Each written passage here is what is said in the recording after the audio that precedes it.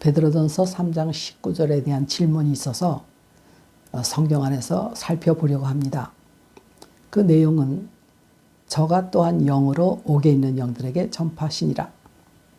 이 구절은 베드로전서 3장 13절에서 22절 단락 안에 있는데 그 문단을 해석하려는 것은 아니고 19절 한 구절 안에 있는 옥에 있는 영들에게 전파하시다 해서 이 옥이 어떤 옥이냐라는 질문이었습니다.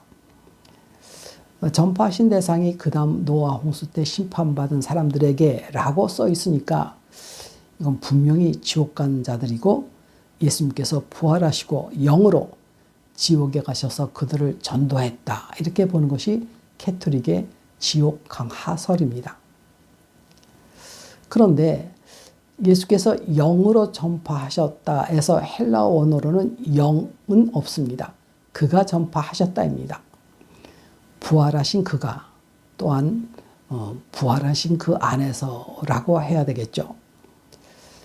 영이 전파하였다고 하면 영에 대한 신학적 오류가 생깁니다. 구약, 신약 다 찾아보아도 어떤 영이든 영이 사람 속에 들어갈 수는 있어요. 그래서 어떤 역사는 사람 속에서 하기는 합니다. 그런데 사람 앞에 나타날 때는 그 사람이 볼 수 있고 알 수 있고 또 들을 수 있는 또 사람의 형상으로 와서 메시지를 전하거나 합니다. 그러면 부활하신 예수님께서는 누구보다 특별하시니까 영으로만 행하실 수 있지 않을까 찾아보겠습니다. 부활하신 예수께서 제자들을 찾아오십니다.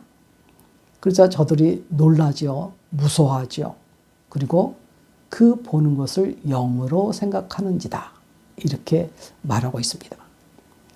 그러니까 예수님께서 이렇게 그들에게 말합니다. 내 손과 발을 보고 나인 줄 알아라. 또 나를 만져봐라.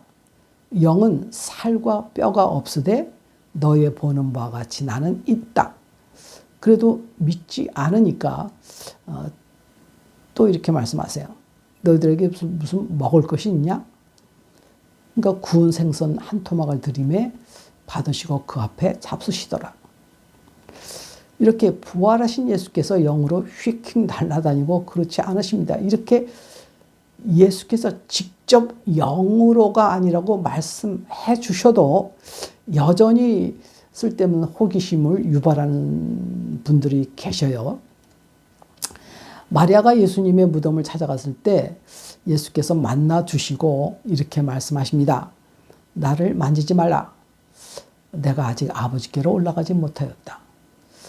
아직 지상에서 떠나신 적이 없으십니다. 그리고 이렇게 부활하신 예수님이 영이 아닌 실제적 존재로 지상에서 40일이나 계시다가 승천하시고 그 다음에 하나님의 우편에 앉으셨다라고 기록하고 있습니다. 그러면 이 옥이 어떤 옥이냐? 본문의 옥은 헬라어 원어로 퓰라케, 감옥입니다. 침례 요한이 헤롯에 의해서 옥에 갇혔다 그럴 때 같은 퓰라케입니다. 예수님께서는 옥에 갇혀있는 요한을 신방하신 적도 없으시고 공생애 동안 감옥 가서 전도하셨다는 기록도 없습니다. 그러면 그 옥이 지옥이냐? 그 지옥이란 헬라어를 원어를 찾아보고 또 유사하다고 생각되는 음부도 찾아봤습니다. 그 지옥은 게엔나 또 음부는 하데스 즉 각각 발음도 다른 명사인데 그 지옥을 일부러 감옥이라고 할 이유가 하나도 없습니다. 예수께서 말씀하신 부자와 나사로라는 유명한 비유 중에 부자가 그 불구덩이 지옥에 가서 너무 고통스러우니까 천국에 있는 나사로에게 그 물 좀 찍어다가 자기 입술 좀 서늘하게 해달라고 하죠. 그러나 그게 불가능합니다. 왜냐하면 완전 분리되어 있다고 합니다. 그러자 지옥에 있던 부자가 아브라함에게 간절히 또 구하는 게 있어요. 저 땅에 있는 형제들이 자기가 있는 지옥에는 오지 않도록 천국에서 나사로를 그들에게 보내서 전도해 주게 해주세요. 그때 아브라함이 이렇게 말합니다.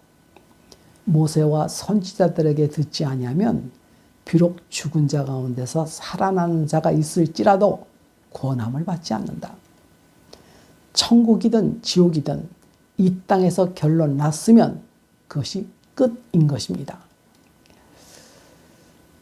부활하신 예수께서 그렇다면 어떤 옥에 가셔서 전도하셨을까요? 그 옥은 당연히 지옥은 아니죠. 이 옥이란, 감옥이란 스스로 절대 나올 수 없는 것이 옥입니다. 옥에 있는 영, 사실 써 있는 그대로 봐도 그것이 어떤 옥인 줄 좀 알 수 있습니다. 예수님의 전도, 전파의 대상은 이 땅에 있는 사람이고 그 사람에게만 영이 있으니까 영이 있는 사람의 육신을 비유로 한 것이 옥입니다. 사람의 영은 육신 밖으로 들락달락하지 못합니다. 이 사람의 영이 육신이란 옥 안에 아직 있을 때가 구원의 기회인 것입니다. 바로 살아있을 때라고 말씀드릴 수가 있어요. 부활하신 예수님께서 엠마오로 가는 두 제자들을 찾아가서 만나시죠? 왜 하필 그들을 만나셨을까요? 그 두 사람은 제자들이었지만 아직 예수님을 선지자로 알고 있는 제자들이었습니다.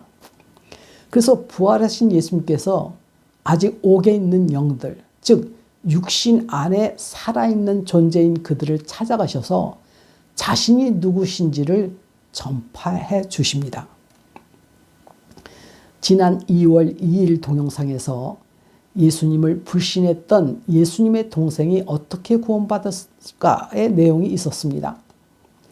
예수님의 십자가 아래 마리아는 있었지만 모친, 그러나 그 형제들은 없었습니다.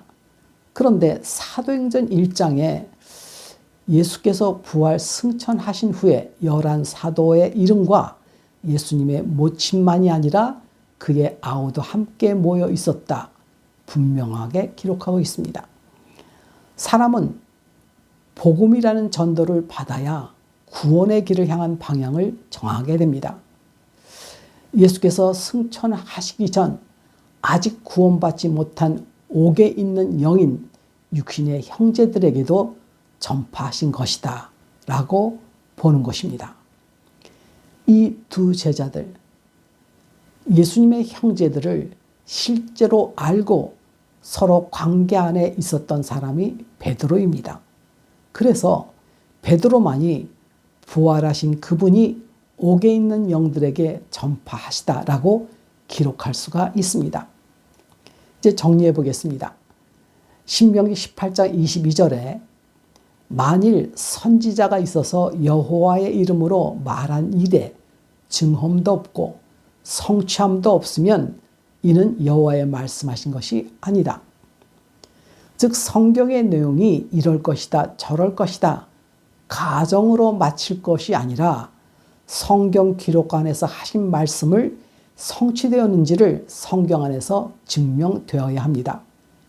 그러면 첫째, 예수께서 영으로 감옥에 있는 죄인에게 전파하였다. 그에 대한 성취했다는 기록은 없습니다. 두 번째, 예수께서 영으로 지옥에 가셔서 영들에게 전도하셨다. 당연히 성취된 기록이 없습니다. 세 번째, 예수께서 영으로가 아니라 부활하신 실제적 존재로서 예수께서 육신이라는 옥에 살아있는 영들에게 전파하셨다. 이것은 기록이 되어 있습니다. 엠마오의 두 제자와 예수님의 형제들, 그리고 어쩌면 오순절까지 함께 있던 120명 중에 그들이 옥에 있는 영들이라고 비유할 수 있고 그들에게 부활하신 예수께서 전파하셨다라고 저는 이렇게 찾아보았습니다.